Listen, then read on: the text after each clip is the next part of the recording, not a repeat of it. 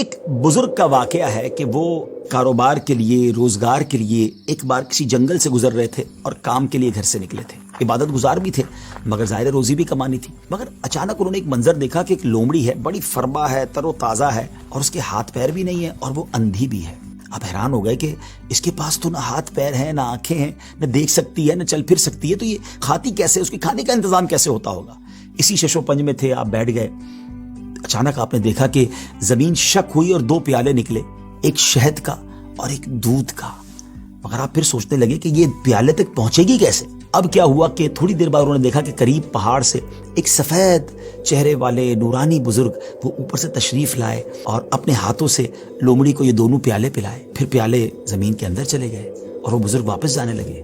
تو یہ جو عبادت گزار شخص تھے، بزرگ تھے، یہ دوڑے اور جا کر ان کا دامن تھام لیا کہ حضور آپ تعارف تو کرمائیں، آپ کون ہیں اور آپ کیوں یہ آئے تھے اس لومڑی کو یہ کھانا کھلانے؟ تو انہوں نے کہا کہ میں اللہ کے فرشتوں میں سے ایک فرشتہ ہوں اور میری ایک ڈیوٹی ہے کہ میں صبح و شام یہاں پر آؤں اور اس لومڑی کو اپنے ہاتھوں سے جو غذا ہے وہ کھلاؤں۔ ان بزرگ کی تو جس کو کہنا کہ طبیعت ہی چینج ہو گئی کہ جو رب اس لومڑی کو اس حالت میں بھی روزانہ رزق دے سکتا ہے وہ تو مجھے بھی رزق دے گا، مجھے کیا ضرورت ہے کام کاج کے لیے تکلیف اٹھانے کی۔ آپ جنگل میں چلے گئے اور اللہ کی عبادت میں مصروف ہو گئے۔ کئی دن عبادت کی، 7 دن ہو گئے مگر کچھ کھانے کو نہ ملا، بھوک سے برا حال ہو گیا۔ اللہ کی بارگاہ میں فریاد کی، میرے مالک مجھے بھی تو کوئی لقمہ غذا عطا فرما، اب بھوک برداشت کرنے کی طاقت نہیں ہے، یا میری روح قبض کر لے۔ اللہ کی طرف سے یہ ارشاد ہوا، یہ پیغام ملا کہ اے میرے بندے اپنے ہاتھ سے کماؤ، کسب حلال کرنا ہے، کوشش کرنی ہے، خود بھی کماؤ اور محتاجوں کو بھی کھلاؤ۔ جب اللہ کریم کی طرف سے یہ حکم ملا تو پھر ان بزرگ نے کیا کیا؟ پہاڑ سے اتر گئے اور پھر اب طلب معاش میں اپنے کام میں لگ گئے، کمانے لگے، آدھا خود کھاتے، آدھا محتاجوں میں تقسیم کرتے۔ اس واقعے سے سیکھنے کو یہ ملا کہ یہ دنیا عالم اسباب ہے، توکل یہ نہیں ہے کہ بندہ گھر میں بیٹھ جائے کہ بس اللہ روزی دے گا۔ یقیناً رب روزی دینے والا ہے مگر اسی نے اس دنیا میں اسباب بنائے ہیں اور ہمیں اپنے ہاتھ سے کام کرنے کا بھی حکم دیا گیا ہے، تو کوشش کرنی ہے۔ ہاں، کوشش کر کے جو اسباب اختیار کیے اسی کو سب کچھ نہ سمجھیں کہ چونکہ میری دکان ہے اس لیے مجھے رزق ملتا ہے۔ نہیں، رزق جو ہے وہ رب عز و جل ہی عطا فرمانے والا ہے، رازق وہی ہے، بھروسہ اس پر ہو، اسباب پر نہیں۔ لیکن توکل کو اس طرح نہ سمجھے کوئی کہ جناب اب کچھ کرنے کی ضرورت نہیں ہے۔ ایک بار ایک صحابی رسول نبی پاک علیہ الصلوۃ والسلام کی بارگاہ میں آئے اور عرض کی کہ حضور میرے ساتھ اونٹ بھی ہے، کیا میں اس کو باندھ کر اللہ پر بھروسہ کروں یا ایسے ہی چھوڑ کر رب پر توکل کروں؟ تو نبی پاک علیہ الصلوۃ والسلام نے بڑا کمال کا ارشاد فرمایا کہ پہلے اس کو باندھو اور پھر رب پر بھروسہ کرو۔ تو ناظرین، ایکچول تعریف توکل کی یہ ہے کہ ہمیں اسباب اختیار کرنے ہیں مگر خالق کے اسباب پر بھروسہ کرنا ہے۔ تو امید ہے کہ بہت ساری باتیں سمجھ آ گئی ہوگی۔ وہ رب سب کو رزق دیتا ہے، وہ ہمیں بھی دے گا۔ اللہ کی قدرت پر یقین رکھیں، اس پر بھروسہ رکھیں اور اس کی بارگاہ میں دعا کرتے رہیں، حرام کے قریب نہ جائیے۔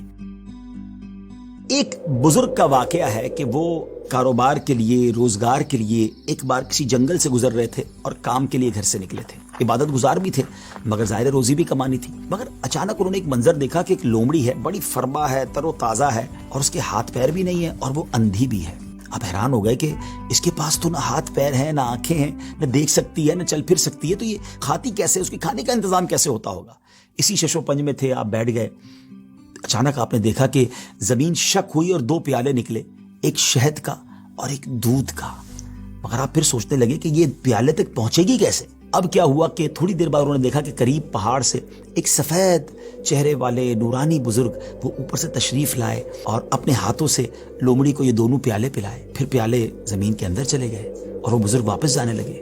تو یہ جو عبادت گزار شخص تھے، بزرگ تھے، یہ دوڑے اور جا کر ان کا دامن تھام لیا کہ حضور آپ تعارف تو کرمائیں، آپ کون ہیں اور آپ کیوں یہ آئے تھے اس لومڑی کو یہ کھانا کھلانے؟ تو انہوں نے کہا کہ میں اللہ کے فرشتوں میں سے ایک فرشتہ ہوں اور میری ایک ڈیوٹی ہے کہ میں صبح و شام یہاں پر آؤں اور اس لومڑی کو اپنے ہاتھوں سے جو غذا ہے وہ کھلاؤں۔ ان بزرگ کی تو جس کو کہنا کہ طبیعت ہی چینج ہو گئی کہ جو رب اس لومڑی کو اس حالت میں بھی روزانہ رزق دے سکتا ہے وہ تو مجھے بھی رزق دے گا، مجھے کیا ضرورت ہے کام کاج کے لیے تکلیف اٹھانے کی۔ آپ جنگل میں چلے گئے اور اللہ کی عبادت میں مصروف ہو گئے۔ کئی دن عبادت کی، 7 دن ہو گئے مگر کچھ کھانے کو نہ ملا، بھوک سے برا حال ہو گیا۔ اللہ کی بارگاہ میں فریاد کی، میرے مالک مجھے بھی تو کوئی لقمہ غذا عطا فرما، اب بھوک برداشت کرنے کی طاقت نہیں ہے، یا میری روح قبض کر لے۔ اللہ کی طرف سے یہ ارشاد ہوا، یہ پیغام ملا کہ اے میرے بندے اپنے ہاتھ سے کماؤ، کسب حلال کرنا ہے، کوشش کرنی ہے، خود بھی کماؤ اور محتاجوں کو بھی کھلاؤ۔ جب اللہ کریم کی طرف سے یہ حکم ملا تو پھر ان بزرگ نے کیا کیا؟ پہاڑ سے اتر گئے اور پھر اب طلب معاش میں اپنے کام میں لگ گئے، کمانے لگے، آدھا خود کھاتے، آدھا محتاجوں میں تقسیم کرتے۔ اس واقعے سے سیکھنے کو یہ ملا کہ یہ دنیا عالم اسباب ہے۔ توکل یہ نہیں ہے کہ بندہ گھر میں بیٹھ جائے کہ بس اللہ روزی دے گا، یقیناً رب روزی دینے والا، مگر اسی نے اس دنیا میں اسباب بنائے ہیں اور ہمیں اپنے ہاتھ سے کام کرنے کا بھی حکم دیا گیا ہے۔ تو کوشش کرنی ہے، ہاں کوشش کر کے جو اسباب اختیار کیے اسی کو سب کچھ نہ سمجھیں کہ چونکہ میری دکان ہے اس لیے مجھے رزق ملتا ہے۔ نہیں، رزق جو ہے وہ رب عز و جل عطا فرمانے والا ہے، رازق وہی ہے، بھروسہ اس پر ہو، اسباب پر نہیں۔ لیکن توکل کو اس طرح نہ سمجھے کوئی کہ جناب اب کچھ کرنے کی ضرورت نہیں ہے۔ ایک بار ایک صحابی رسول نبی پاک علیہ الصلوۃ والسلام کی بارگاہ میں آئے اور عرض کی کہ حضور میرے ساتھ اونٹ بھی ہے، کیا میں اس کو باندھ کر اللہ پر بھروسہ کروں یا ایسے ہی چھوڑ کر رب پر توکل کروں؟ تو نبی پاک علیہ الصلوۃ والسلام نے بڑا کمال کا ارشاد فرمایا کہ پہلے اس کو باندھو اور پھر رب پر بھروسہ کرو۔ تو ناظرین، ایکچول تعریف توکل کی یہ ہے کہ ہمیں اسباب اختیار کرنے ہیں مگر خالق کے اسباب پر بھروسہ کرنا ہے۔ تو امید ہے کہ بہت ساری باتیں سمجھ آ گئی ہوگی۔ وہ رب سب کو رزق دیتا ہے، وہ ہمیں بھی دے گا۔ اللہ کی قدرت پر یقین رکھیں، اس پر بھروسہ رکھیں اور اس کی بارگاہ میں دعا کرتے رہیں۔ حرام کے قریب نہ جائیے،